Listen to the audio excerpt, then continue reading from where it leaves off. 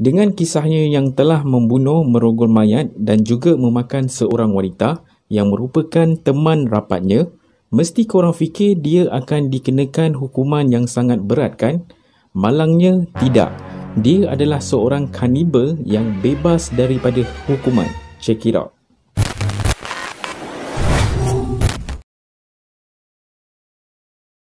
Hai, Assalamualaikum. Terima kasih kerana klik video ini bersama dengan aku, Ari.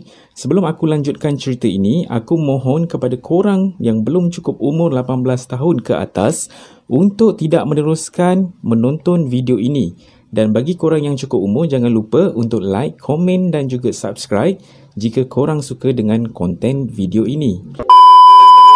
Issei Sagawa lahir di Kobe pada 26/1949 dan dia dilahirkan dengan kelahiran pramatang, bersaiz telapak tangan dalam bahasa mudah, belum cukup umur. Ini menyebabkan Issei menderita sejumlah masalah kesihatan yang serius. Untuk pengetahuan korang, Issei Sagawa mempunyai ketinggian 5 kaki tinggi, sangat pendek jika dibandingkan dengan lelaki Jepun yang normal, dan dia berasal dari keluarga yang mewah dan berada. Semasa Issei kecil, mak bapa Issei selalu main dengan Issei dengan mengagah-agah atau menakutkan Issei dengan menjadi raksasa yang nak makan dia. Namun ketika menginjak dewasa di alam sekolah menengah, bentuk ketarikan tersebut berubah ke arah yang gelap dan lebih kritikal. Issei mula rasa berselera bila nampak peha rakan wanita sekolahnya. Kata Issei, "Wow, macam tengok peha ayam goreng." Namun, Issei masih tahan hasrat ataupun keinginannya untuk merasa peha manusia. Semakin besar, makin menjadi-jadi ketarikan Issei Sagawa terhadap kanibalisme yang bercampur dengan hasrat seksual. Dia mula berfantasi memakan daging wanita yang seksi dan cantik. Sampailah ada seorang wanita yang menjadi jiran barunya yang berbangsa Jerman pada tahun 1972. Issei mula buat plan bagaimana nak makan wanita tersebut saat wanita itu masuk ke apartmennya di Tokyo. Ia mencuba menyerang wanita itu di saat wanita itu tidur, namun dia gagal disebabkan fizikal Issei yang kecil. Jadi dengan mudahnya Issei dikalahkan. Issei ditangkap polis namun hanya didakwa atas percubaan untuk merogol. Padahal Issei ada niat lain iaitu nak makan wanita itu. Tapi tak ada siapa pun yang tahu.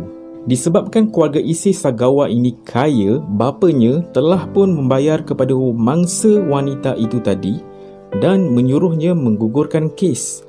Maka terselamatlah Issei Sagawa.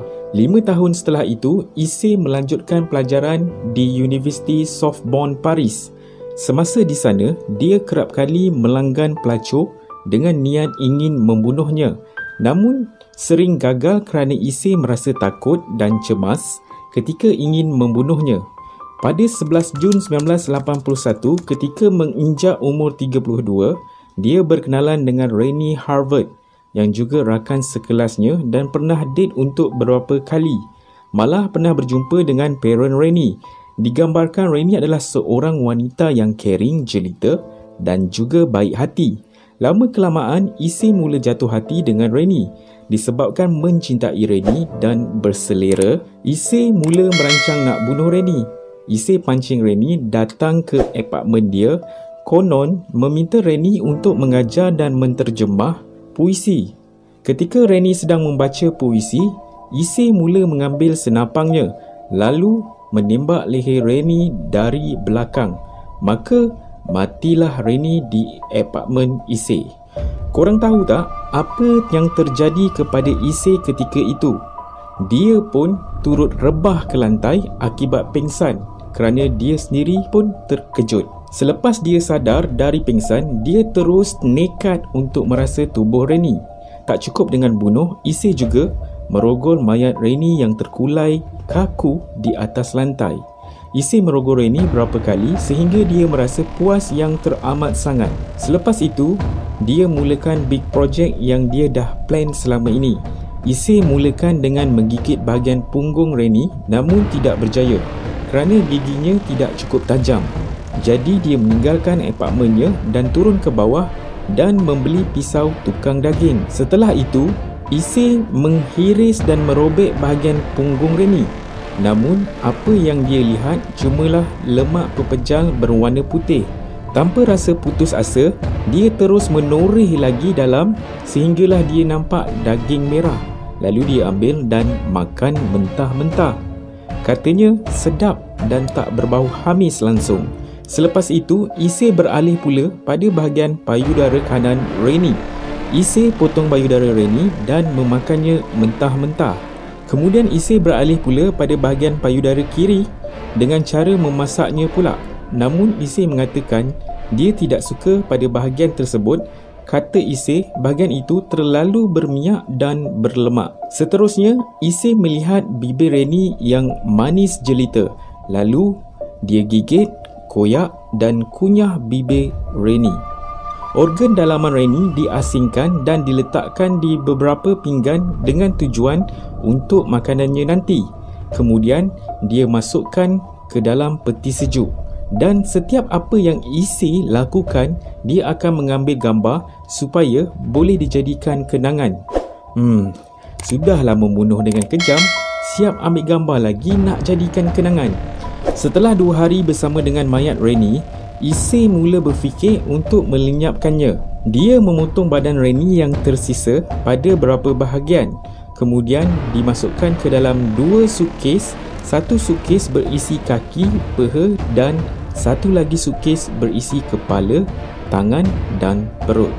Issei ditangkap ketika dia sedang berjalan di tasik Bois de Boulogne di Paris ketika ingin membuang suitcase berisi mayat Reni. Apa yang lebih mengejutkan lagi, ketika ditanya adakah itu beg dia, Issei menjawab dengan selambanya, "Ya, itu beg saya membunuhnya untuk makan dagingnya." Issei ditangkap dan menjalani ujian mental dan disahkan gila dan tak layak untuk dibicarakan oleh hakim Perancis dan diperintahkan untuk selama-lamanya berada di pusat mental. Sekali lagi, bapa Issei yang kaya raya itu telah mengupah lawyer terbaik pada ketika itu dan menang untuk membawa Issei pulang ke tempat asalnya, iaitu Jepun. Akhirnya, Issei dipulangkan kembali ke Jepun pada tahun 1984 untuk mempertanggungjawabkan perbuatan dia di pengadilan Jepun. Sekembalinya dia di Jepun, Issei disambut meriah oleh wartawan-wartawan Jepun bagaikan menyambut perwira perang pulang ke tanah air. Tetapi mereka lupa yang diorang sambut itu adalah seorang psikopat kanibal. Setelah beberapa tahun kemudian, Perancis menutup kes tersebut dan kesnya digugurkan. Itu sebab dia digelar The Cannibal That Walking Free. Tapi ada yang lebih mengejutkan. Beberapa bulan sekembalinya Issei di Jepun, dia telah ditawarkan untuk menjadi seorang public speaker di universiti bagi ceramah tentang kisahnya yang membunuh, merogoh dan memakan Reni. Tak cukup dengan itu, Issei di-offer juga untuk menulis novel dan komik pasal kisah kanibalnya. Novel dan komik Issei semuanya unsensor. Apa yang dia tulis dan dia gambarkan semuanya sebiji dengan apa yang berlaku semasa kejadian. Issei juga hampir diterima oleh sekolah untuk menjadi cikgu bahasa Perancis sebab manager sekolah itu kagum dengan keberaniannya. Tetapi pekerja kat situ bantah dan dia ditolak. Tak berhenti di situ, Issei ditawarkan untuk berlakon filem dan beberapa dokumentari yang bergenerate sadis yang dibintangi Issei sendiri, antaranya filem Cannibal. Selepas itu, dia menjadi rebutan organisasi filem porno pula. Issei menjadi wajah utama dalam filem-filem lucah tersebut untuk beberapa tahun, sehinggalah ibu bapa dan adiknya mati akibat stres dengan Issei. Sekarang, Issei berumur 71 tahun, masih hidup dan masih berlega-lega di Tokyo, Jepun. Kata Issei, dia masih lagi ada keinginan untuk makan wanita jelita, tetapi bukan untuk membunuhnya. Issei juga telah menukar fantasi seksnya kepada yang lebih ekstrim, di mana dia berkata Saya mahu mati tersiksa dengan cara dimakan hidup-hidup oleh wanita seksi dan menggairahkan. Inilah serba sedikit cerita psikopat yang mengerikan yang dilakukan oleh kanibal terkenal, Issei Sagawa. Ketahuilah, gangguan mental bukanlah perkara yang boleh diambil mudah. Ianya boleh dihadapi oleh sesiapa saja tanpa mengira jantina, usia dan latar belakang hidup. Jika tidak diatasi dengan segera, boleh meragut nyawa orang lain.